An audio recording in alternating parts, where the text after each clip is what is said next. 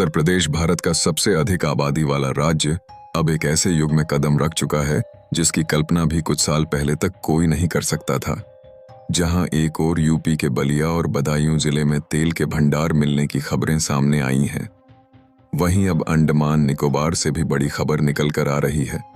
जी हां, भारत सरकार के केंद्रीय पेट्रोलियम मंत्री ने खुद पुष्टि की है कि अंडमान निकोबार द्वीप समूह के समुद्री क्षेत्र में ओएनजीसी ने तेल और प्राकृतिक गैस की खुदाई शुरू कर दी है।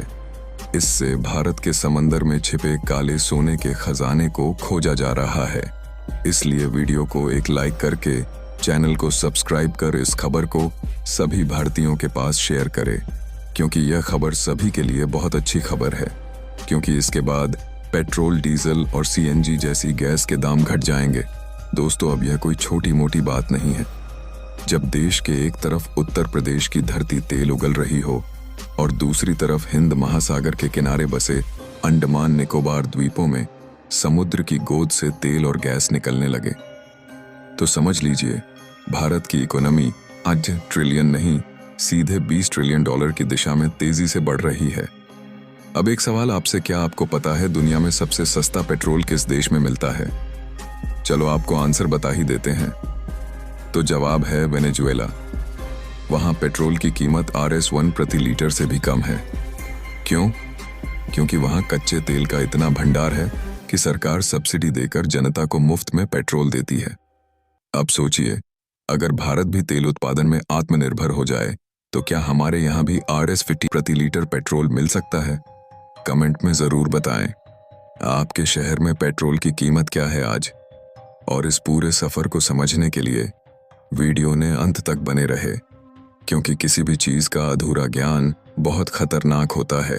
दोस्तों, कच्चा तेल यानी क्रूड ऑयल को यूं ही काला सोना नहीं कहा गया है। यह सिर्फ एक ईंधन नहीं, बल्कि एक राष्ट्र की आर्थिक ताकत होता है।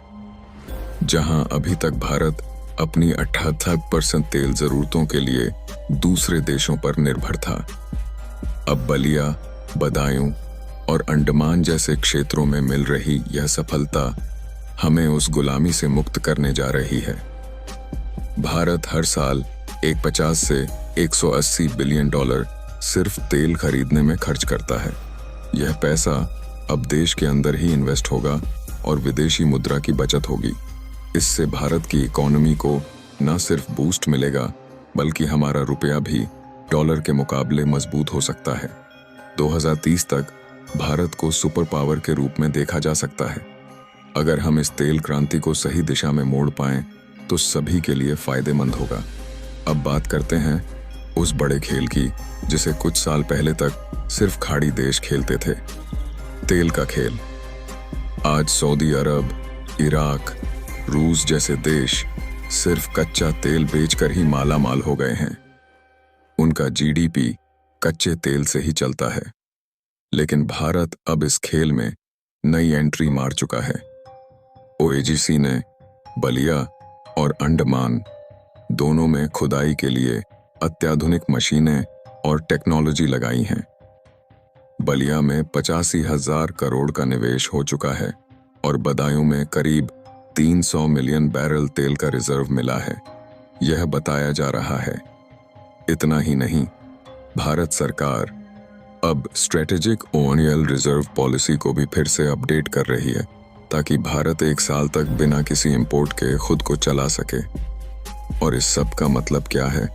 पेट्रोल डीजल के दाम घटेंगे, LPG की कीमत सामान्य होगी, ट्रांसपोर्ट, फूड और इंडस्ट्री में लागत घटेगी, एक्सपोर्ट बढ़ेगा, ट्रेड डेफिसिट कम होगा, भारत आर्थिक महाशक्ति बनेगा। दोस्तों, सिर्फ एशिया में बल्कि नहीं, बल्कि पूरी दुनिया में। अब जरा कल्पना कीजिए, आज जो भारत अपने तेल के लिए दूसरे देशों की तरफ देखता है, कल वही भारत एशिया में ऑयल पावर हाउस बन जाएगा। और इससे भी बड़ी बात यह है कि भारत की युवा जनसंख्या और टेक्नोलॉजी एडवांस में हो गए हैं। इसे 2040 तक दुनिया की टॉप 3 इकोनॉमी में पहुंचा सकती है। दरअसल डीजल और पेट्रोल की कीमत भारत में 2 गुनी या 3 गुनी तक आने वाले समय में महंगी हो, उससे पहले भारत को इसका सॉल्यूशन मिल चुका है। अब बात करते हैं उस सवाल की जो हर भारतीय के मन में रहता है, पेट्रोल और डीजल इतने महंगे क्यों हैं? क्योंकि केंद्र और राज्य सरकारें भारी टैक्स लगाती हैं।